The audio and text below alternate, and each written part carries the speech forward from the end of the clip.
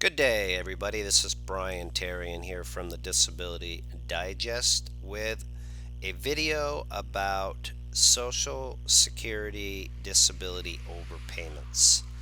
An overpayment is when Social Security says we have paid you too much money and we would like our money back. I'm going to go through some information. I hope that will be helpful to help you understand what it is, how to avoid it.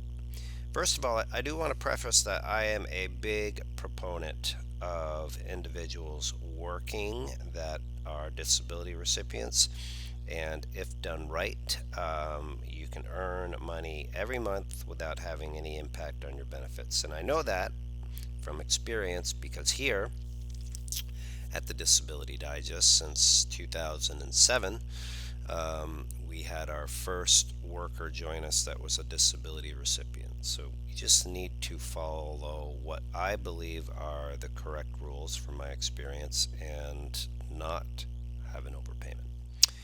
Okay, so first of all, if you're new here, welcome. I encourage you to subscribe, ring the bell, share the video if you like the work that we do, which we hope you do. And if you haven't joined us or have not updated your membership lately, we encourage you to do that so you can complete a few questions. We can understand where you're at and what information and resources we have that can help you get, keep, and maximize your benefits fast.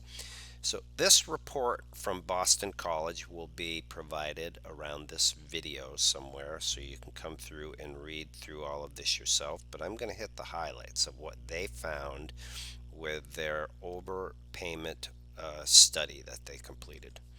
And I'm going to go down here into page 3, and they went through 31 million first-time Social Security disability recipients, and they found that 25,000 of those were overpaid.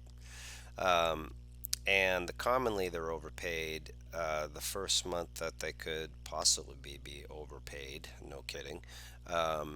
And they did find that the overpayment beneficiaries are 75 percentage points less likely to have their benefits terminated in the first 10 years. So I didn't really find much value in that. But here's a few key points down here from their findings. I find this interesting. All this work, and it comes down to some ways, suggestions to avoid this are reporting your earnings. I have a totally different opinion that I'm going to share with you in part of my 2 tips of what to do to work and keep your benefits.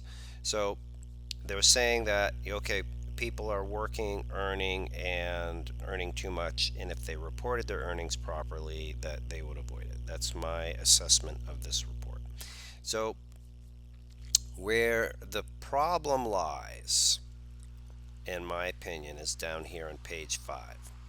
In this sentence right here, it says in 2022, the SGA level, which is the substantial gainful activity level, the amount that Social Security is communicating that you are allowed to make, is $1,350 and $2,260 if you are blind, right?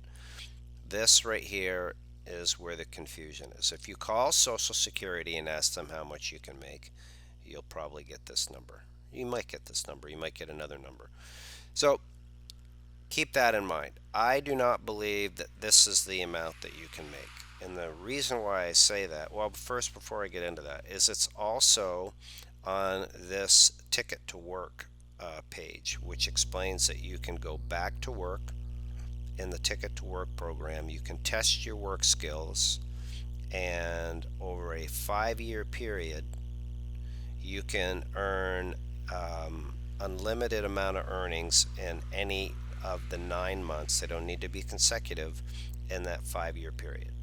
And any time that you're earning over $1,350, you are in essence using up one of those months. That's the premise of my understanding of this report right here. And that's where people are getting into problems.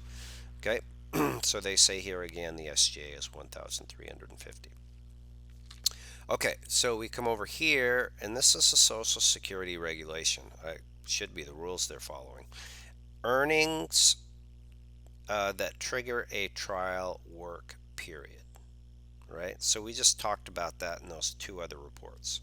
So it says here, work period showing that the disability has ended, services have been performed in 9 months, not necessarily be consecutive. All of that I totally agree with.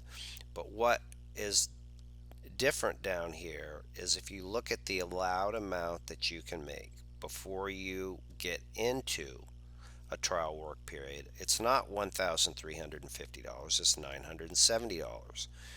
So that's what we have used. We've used the 970 because anytime you go over that, you start using one of your 9 months.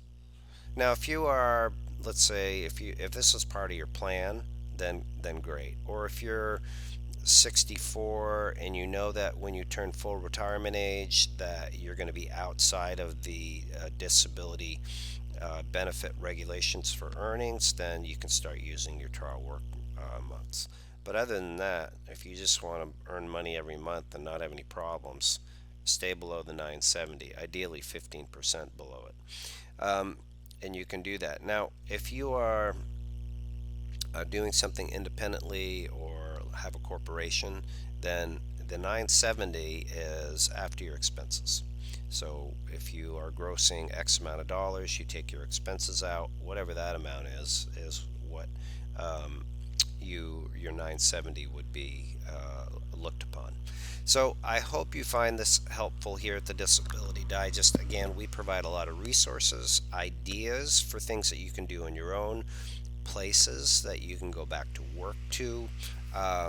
But it is important, in my opinion, to avoid an overpayment so that you don't have to get into a legal communication contest with Social Security to prove that you were right, which is expensive anytime you have to get a lawyer involved.